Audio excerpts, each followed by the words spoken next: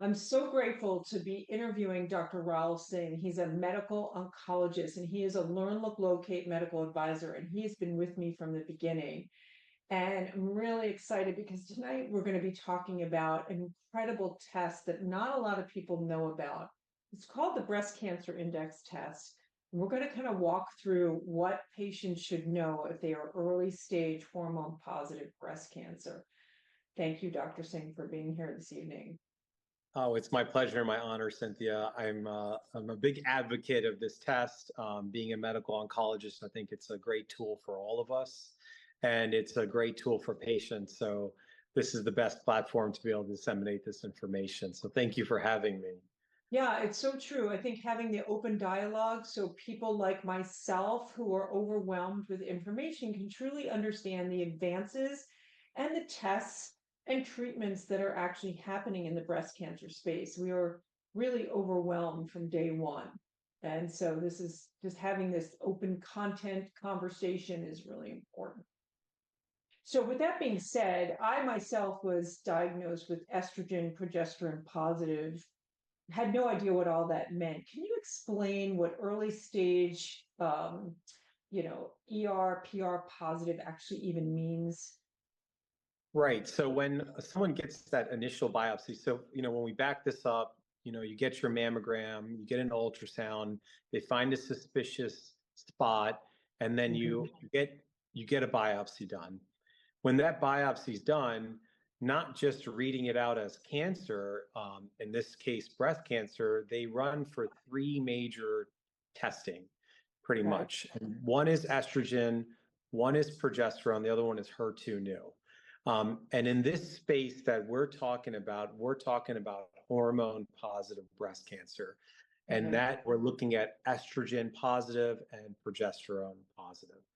We'll put HER2 new to the side because in this case, and the purpose of this talk, that person would have a HER2 negative score, and we would have our estrogen positive score. And so when we find that, that opens up a whole different window of treatments, and obviously much a better outcome for patients in this situation. In fact, 2/3 of breast cancers are actually driven by these hormones. So we're looking at a lot of population of patients that are diagnosed with breast cancer that are probably getting this test positive when they're diagnosed with breast cancer. Okay. So with that being said, when we're diagnosed with an estrogen progesterone positive, the treatment plan is usually putting us on anti-estrogen therapy to block the estrogen to prevent a reoccurrence. Is that correct?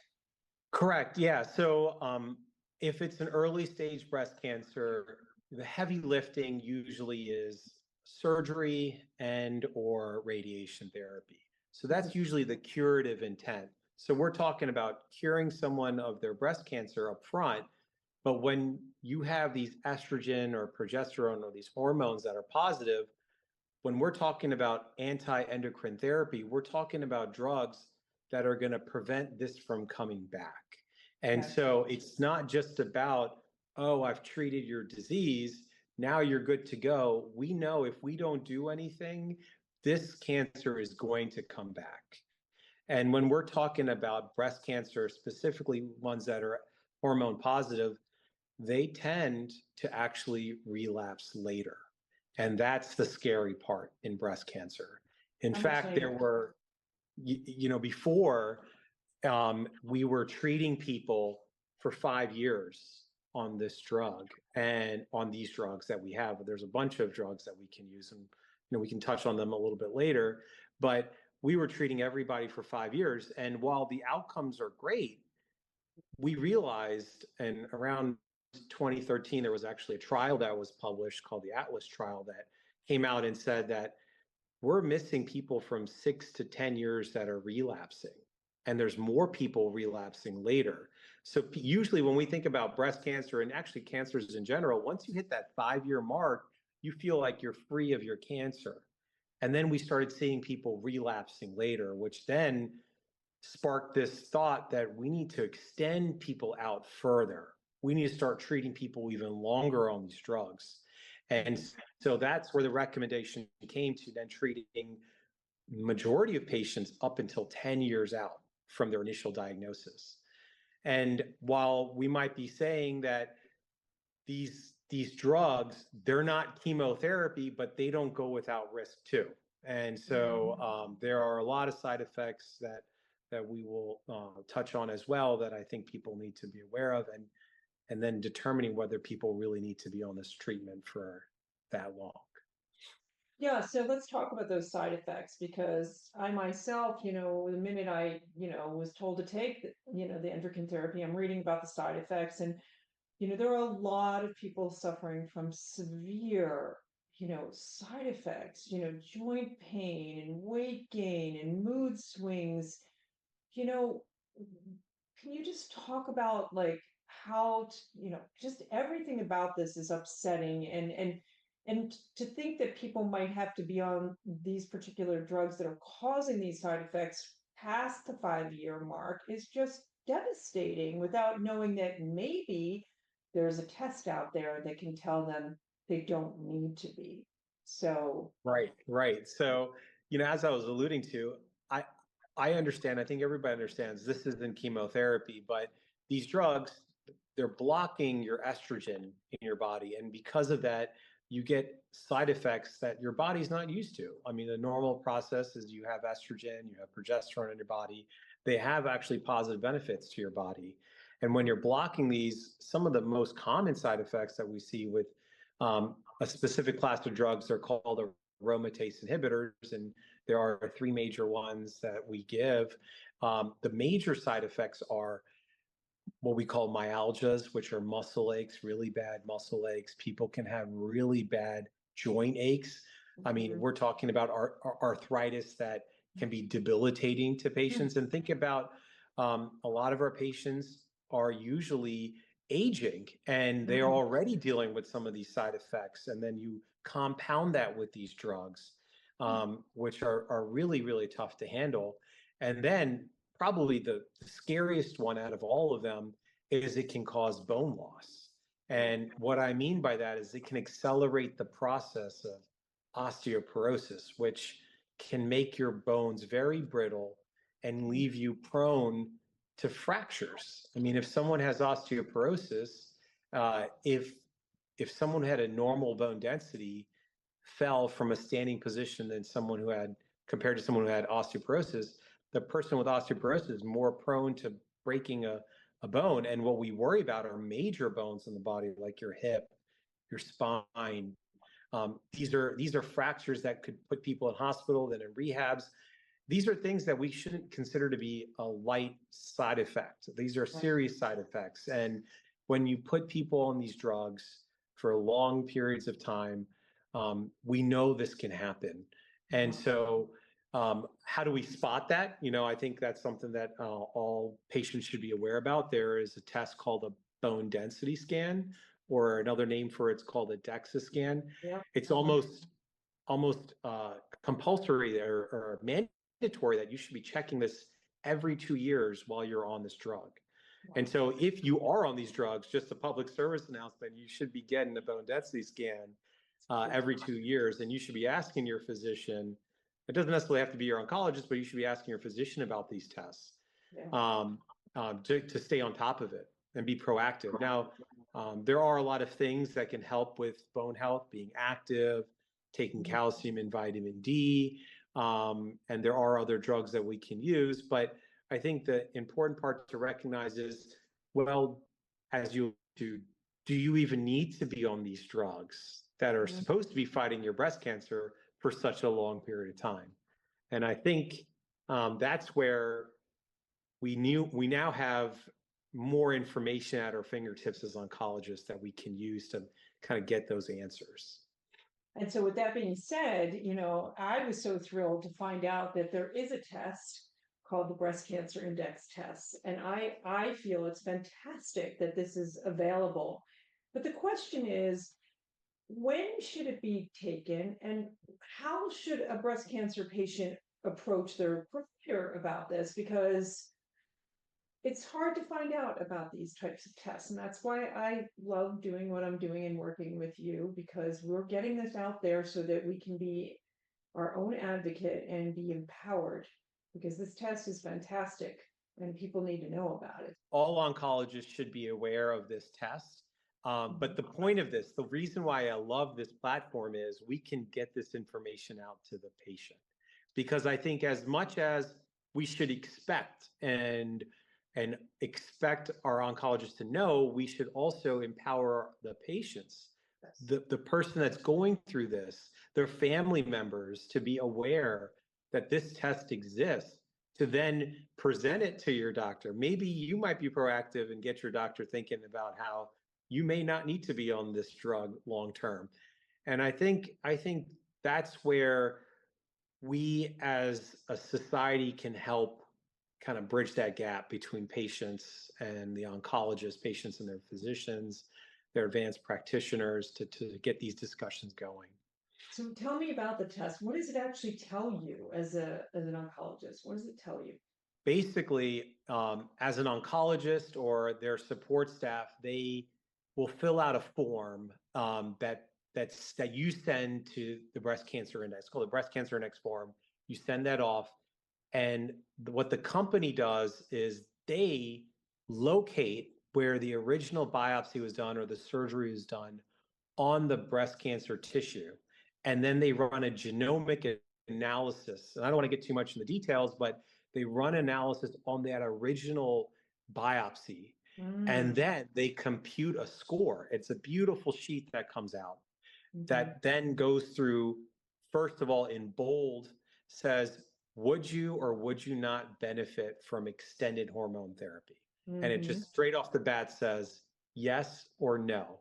Wow. And then That's right below that, then it gets into the nitty gritty, into the details, and it talks about how your 10-year risk of recurrence would be X amount. And that's regardless if you were on treatment or off treatment.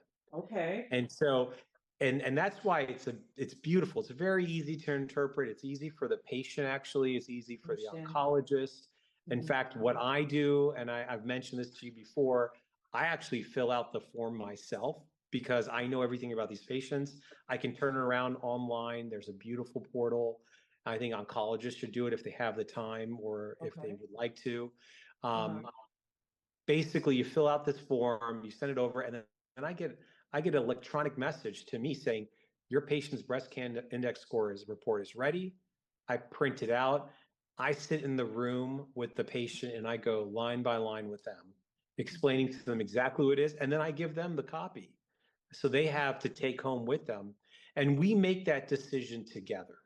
I think that's the important part. But before we had this test, we used to kind of estimate as oncologists. We used to think, well, this patient, this lady's tumor is really small, or it doesn't have this many aggressive features on there based off the original biopsy report. And then we used to make an educated decision based off of their bone health, their side effects. And then we would say, no, we shouldn't continue the therapy, or I think you would benefit from it. Well, now we don't have to leave it to that. Now we can use this test, which I think immensely helps both the person going through this journey in breast cancer and the oncologist. So what makes this test so uniquely different than any other test that's out there? Right. So I think people, they may hear this phenomenon, genomic testing, and they might say, well, I've had that. Like I've had several patients come and tell me, well, I've had this genomic testing. We did Oncotype or we did MammaPrint. And I think that's where, as the patient, being the person who's suffering from this or going through this journey, or the oncologist, our job is to kind of identify how these are different. So these genomic testings that people might think about that they've had, which they should have had, this MammaPrint or this Oncotype, those are tests done at diagnosis that help us determine whether someone who has hormone positive breast cancer needs to have chemotherapy or not. Because there are some people, there's a small select of people that don't belong in this conversation right now because they needed to have chemotherapy because their disease was so aggressive Mhm. up front. And that's what that scoring test, that genomic testing is for. What people need to understand is this has nothing to do with that. This is a totally different test. This is the first in its class in this situation that we can use that is kind of similar in the sense that it tests the original biopsy, but it's Okay, used for a totally different purpose. okay. Um, sure. What would you say is probably the hardest part about people truly understanding and feeling comfortable with stopping the endocrine therapy? Right. I mean, that's a great question. I think people get this self appreciation that they're on a medication that is attacking their breast cancer, that Yeah. is treating something that they feel they're at risk of suffering from a late complication or it coming Hmm. back. That Hmm. self of like that self awareness and feeling that that you've got something protecting you, right? I think Yes. that's what we think about, and I've come across that several times with patients. Um, I think that was something that I would say all oncologists struggled with in discussing with patients because, Mhm. one can say that you're not wrong. I mean, you're on this drug that, could protect you. But Mhm. with this test now, we have hard evidence to say, and so that's where I can use to reassure my patients. And in fact, I've got several patients who were committed to the drug, wanted to stay on the drug. And Really? I personally thought that I would share the data with them and they'd say, I don't care about the data. I want to continue on this drug. But I was shocked. I showed them the data and then they were like, well, what's the point of me taking this pill that and what I do realize is people minimize their side effects. They don't realize that they're actually experiencing arthritic symptoms Mhm. and they just chalk it up to this is my normal life. Mhm. And so when we approach at it from that perspective, Mhm. we stopped the drug together, and you'd be surprised. So many of my patients who stopped it feel tremendously better, Mhm. and they didn't realize what they were suffering from Mhm. because they mentally blocked it out, Yeah. thinking that I got to be on this pill. It's going to prevent me from having breast cancer. Yeah. Yeah. Is there anything else about the breast cancer index test that you would want not only just patients to know, but providers, but just in general? I mean, I'm as you know, a big fan of just getting this information out. And I think by, again, as we said earlier, having this conversation, I think, just hearing and seeing so many people go through the side effects. And one thing I was thinking of is this is good for all types of, it's for tamoxifen and aromatase inhibitors, correct? I forgot to mention that. Correct. So our younger patients or patients who are intolerable to aromatase inhibitors Right. that are on tamoxifen. Actually, I'm great you bring up tamoxifen because that Atlas trial that I referenced that extended our treatments from 5 to 10 years was on tamoxifen. And we just Ah, extrapolated the data to aromatase inhibitors because okay. it's the same kind of thought as you block your estrogen. Okay. And so when we're talking about tamoxifen, we're talking about probably even scarier side effects, right? We're talking about risk of blood clots. We're talking about risk of endometrial cancer. We're talking about sexual dysfunction. We're talking about a lot of things that are quite frankly hard for patients to tolerate. Mhm. And unfortunately, our younger patients, some of them don't even have the ability to get on aromatase inhibitors, and so it's like picking between two evils in that Yeah. way. So having the benefit of this test to use Mhm. and say you're a young patient, you suffered through tamoxifen for 5 years, you don't need to be on it for Mhm. 10 years. I think, and then I think also the discussion between an oncologist and the person going through it is that we're not cutting you loose. You were not. And I think our relationship is such that we're going to be following you. And I know I've said this a lot, but I feel like we're as close to these people as a primary physician would be. In fact, I probably see my patients more often than a That's primary care really, doctor cancer would see them, right? So I think it's just important to, and then also to leave it open-ended. When Yeah. you talk to patients, if you go in there with a mission to drill and do you have X, Y, and Z side effects, Yeah. you're not listening to the patient. Yeah. And I think you got to listen to the patient in a way and hear what they have to say. Yeah. Um, I think that's very, very important. Do you ever come across when patients are like, well, who's going to pay for this? I mean, who pays for this? Great. I mean, that's a great question. So, I personally have spoken with Hologic and Breast Cancer Index because um, that is always in our society today. Yeah. Who's going to pay for it is the number one question that always comes up. Yeah. And the good thing about it, the good thing about this test is it's actually covered by Medicare. It's covered by a lot of the insurances. Okay. I actually have not run across An a issue. patient who hasn't had any trouble. And Okay. for those who may get denied, when I contact the Breast Cancer Index company, they always get their teams involved to try to see how they can get this Nice. test done for the patient. And I've never ran through that huddle. Maybe there were a couple hiccups initially, but everybody that I've ordered this test on has gotten this test. And I have to reiterate, I mean, it's the only one approved in its space. And that's why I think that this is something that all oncologists should be using in this situation. Yes. And that's what patients should be aware of too. Yeah. And I think, to be honest, when we're diagnosed, as I said earlier, we're so overwhelmed. But when you sit with the oncologist, I remember sitting in my first meeting with her saying, you need to be on tamoxifen, and I'm spinning out from all the side effects. Having that beacon of light and knowing that there is something to guide me to know, like, this isn't forever. And so that is where, bridging this gap by having this conversation, getting this out there in a way that's understandable and digestible, because I want to prep them. I want them to go and look at it. I want them to go read about it. And every time they see me, it's not like the first time they've heard it. So they know what's coming down the pipeline, that we're going to order it. And so it's never a surprise to anybody. Okay.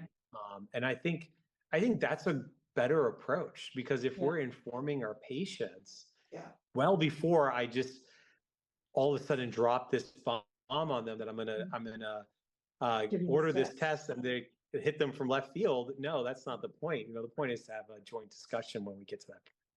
I think you're unique. I don't think a lot of the oncologists, that's just my opinion, are really educating us on the advances, and it's really important that we have forward thinking doctors. Well, that's why I love this talk, because I think if there's something I can do to help everybody, I want everybody on the same page. And that's, I think it levels the playing field and gets everybody empowered, I think, Well, which is good.